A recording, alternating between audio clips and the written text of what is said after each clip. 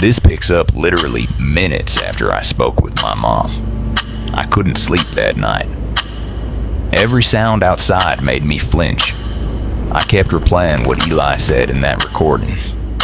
If they find you, tell them you're from Station 9. And my mom's reaction. That wasn't confusion. That was recognition. And fear. The next day, I tried asking again. She shut me down hard. Told me not to bring it up again. Said, you don't know what doors you're opening. But it was too late. I already opened one. Later that week, Harper texted me. She'd been scrubbing through some of the corrupted screenshots we had backed up. One of them, a blurry hallway feed, had a date on it that didn't make sense. It wasn't from the 90s like the others. It was from 2 weeks ago. We were looking at a live feed and didn't even know it, and there was a figure in the frame, standing far down the corridor. Not Eli. Not even human looking, but definitely watching. That was it. Harper said we needed to go back. Not alone this time. She had someone who owed her a favor. His name was Rowan, a survivalist type. Early 30s, ex-military, kinda paranoid. He didn't say much, but he believed us.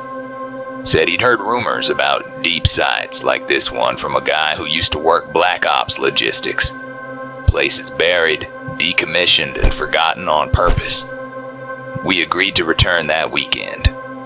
Same spot. Same hatch. Except this time we came armed, with flashlights, body cams, a drone, and Rowan's gear. As soon as we opened the hatch, I could tell something was different. The air smelled worse, like something had been rotten.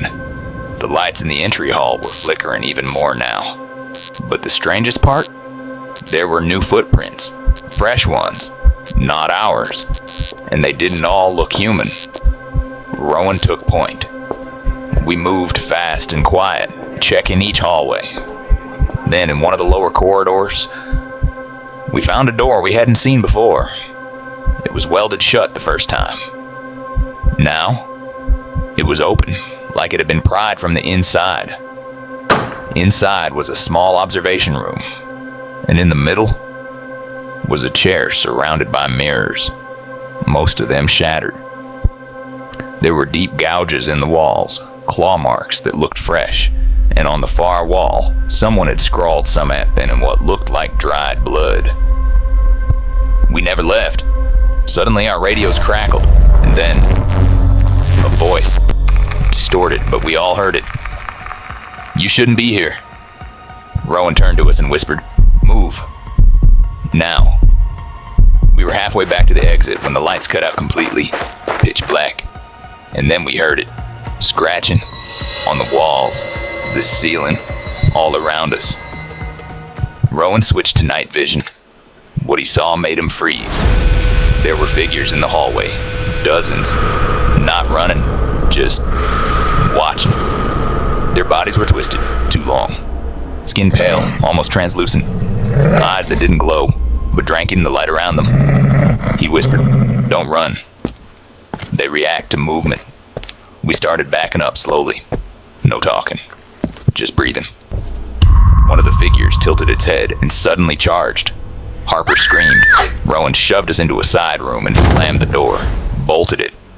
That's when I realized it was the same room from the live feed. Same map, same walls. And in the corner was Eli's jacket. Harper picked it up. Something fell out. It was a key card. On the back, someone had etched words with a knife. Don't trust the surface. We were trapped. That hallway was crawling now. Then Rowan did something crazy. He said, I'll draw him off.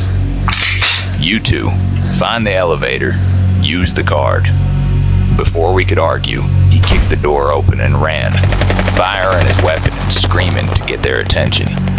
We heard him for maybe 10 seconds, then silence. Harper and I ran. We used the key card on a locked panel at the far end of the hall.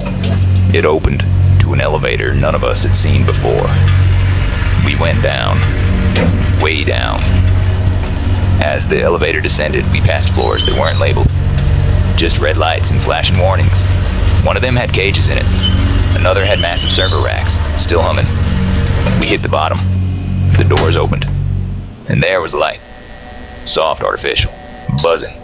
And in the center of the room was Eli. Alive. Strapped to a chair. Wires in his arms. Eyes wide open, but he wasn't moving. Then someone stepped out of the shadows. Not a creature. A man. Older. Clean suit. Calm voice. He looked at us and said, "You weren't supposed to come back. But since you did, you'll need to remember everything." And that's when everything went black.